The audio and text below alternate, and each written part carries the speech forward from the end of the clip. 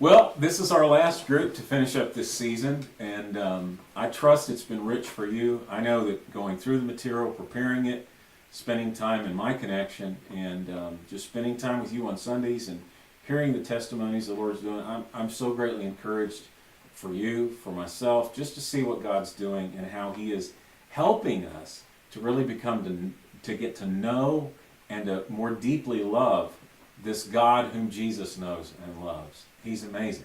He's absolutely amazing. So over the past 9 weeks, we've taken on the first leg of our journey in the disciples' pathway. We've grown, we've stretched, we've hopefully fallen more in love with Jesus. And we're going to continue on this journey in January. Second week of January, we'll start our next series, Thriving in the Kingdom of God. And this will deal with how to live the abundant life that this amazing God makes available for us. We've learned about how amazing He is. Now we're going to look at how do we live out this abundance of life that He has for us. I'd encourage you over the next few weeks during the holidays, just if you can get together as a group, maybe spend some time together, just have a Christmas party together, just enjoy being together, enjoy time with your family. And make sure and be part of what we're going to be doing in our upcoming Advent series. Because we're going to be taking a little bit of a different spin on Advent this year. And I know it's going to challenge and encourage you. I want us to talk a little bit about hurry. Particularly as we move into the Christmas season. You know, our culture is just on full speed, full throttle, all the time. I believe that hurry makes us feel important, that it makes us feel in control. When someone asks how you're doing, when was the last time you talked to someone and you said, how are you doing? And busy didn't come up in the answer. How are you doing? Oh, I'm good. I'm just so busy. How are you doing? Man, I am covered up. Hey, how are you doing? I'm swamped. I'm just overwhelmed. Life is so fast.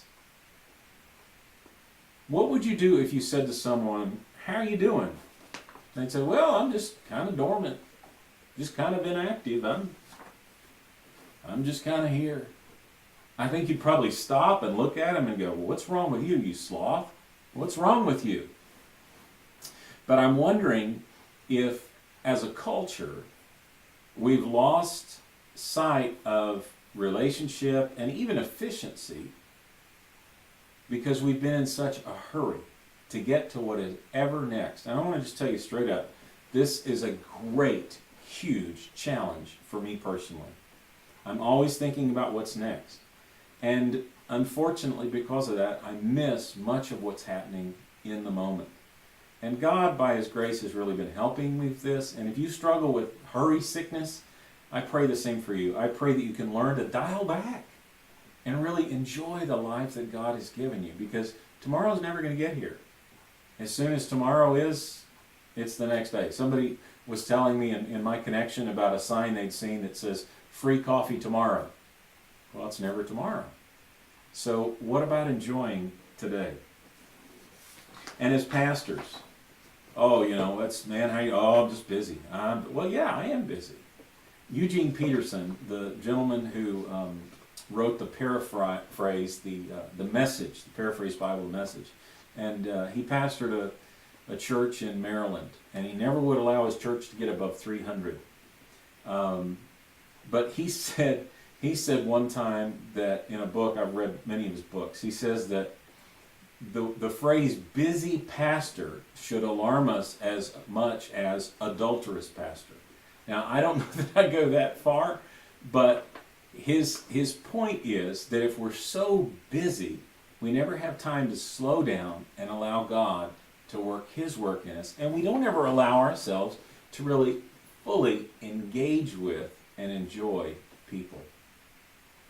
Jerry Rifkin says this, we've quickened the pace of life only to become less patient. We've become more organized but less spontaneous, less joyful. We're better prepared to act on the future but less able to enjoy the present and reflect upon the past. That is so painfully true. That we're always looking at what's ahead, what's ahead, what's ahead, that we miss the beauty of today. And we don't take time to reflect upon what were the lessons we learned from yesterday. A couple of years ago, my boys had gotten out some of the videos we'd taken when they were little, when we lived back in Texas. And, they're so cute running around the yard, and it was just so fun to watch them. But then I caught these images of me in there, and I was disengaged. I was busy doing something. I don't know what. But my kids are out there, they're just so cute, and they're doing their thing and having a ball. And Pamela's playing with them, and I'm doing something very important. It's so important that I have no idea what it is now. But at the time, it seemed really important. I was missing out on life because I felt like I was too busy. James Bryan Smith says this: hurriedness is an inner attitude that not necessarily is caused by outer circumstances. Boredom is one of its symptoms. The solution to the problem is counterintuitive. It's being present where you are. I think it's brilliant. I think he's right on the money.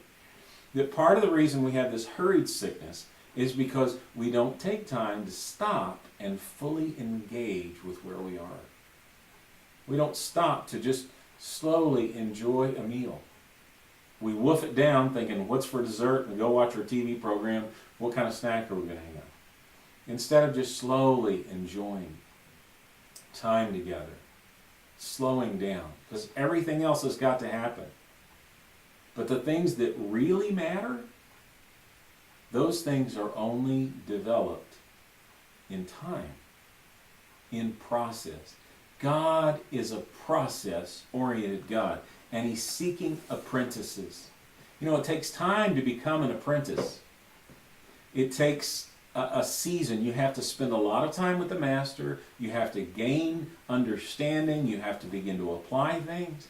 And that's why God is seeking apprentices. He's seeking people who will follow Him and learn over time how to act and behave and do what He did. I know if you ever want to know in the grocery store what lane not to get in, find me and get behind me. I always choose the wrong lane. It's a standing joke with my family. Whichever line Dad gets in, that's the wrong one. Don't get in that one. And I'm going, it doesn't matter. It's just a line. But the whole time I'm looking. If I had gotten in that line, I'd be at the register now. It's almost sick, But what about if we decided I'm going to get in the long line for the next month? Every time I come to a register, I'm going to choose to get in the long line. Why? Just to begin to think differently and break things up a little bit. What if we begin to think, I don't know that I have to be quite in the hurry that I think I'm in. Carl Jung wrote years ago, he said, hurry is not of the devil, hurry is the devil. I think we miss out on the process of God because we're so hurried. We're rushed, we're hurried, and when we can't take time to be still and know God. It takes time to develop into a person of integrity, a person of prayer, a person of understanding. It takes time. It takes a development. This is why Sabbath is so crucial. It enables our souls to catch up with our bodies, if you will. It enables us to learn to be present. We don't have to always be active, always be busy, going from one thing to the next. We can stop, disengage, and make time for relationships. Make time to meditate, to think about the Lord, to think about where our life is going, to look at our life goals, look at our priorities, and allow ourselves to just put the mirror of where we are and where we desire to go up and see what reflection comes back to us.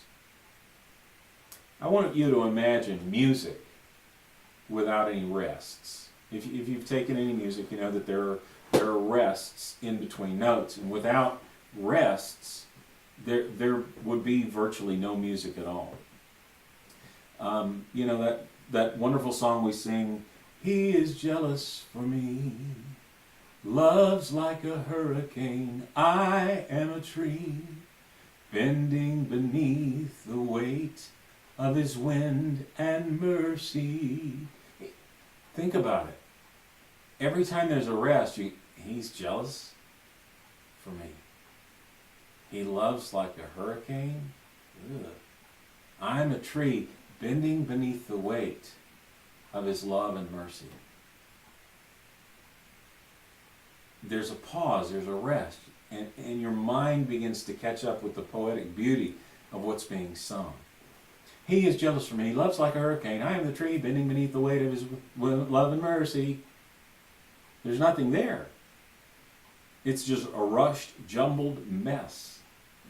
And that's how many of our lives are right now. Dear folks, I believe really this is the greatest hindrance to spiritual growth. I believe it's the greatest hindrance to many of our family problems, to our inability to overcome certain addictions, is we're so rushed and we're told over and over that to be busy is to be important, is to be valuable.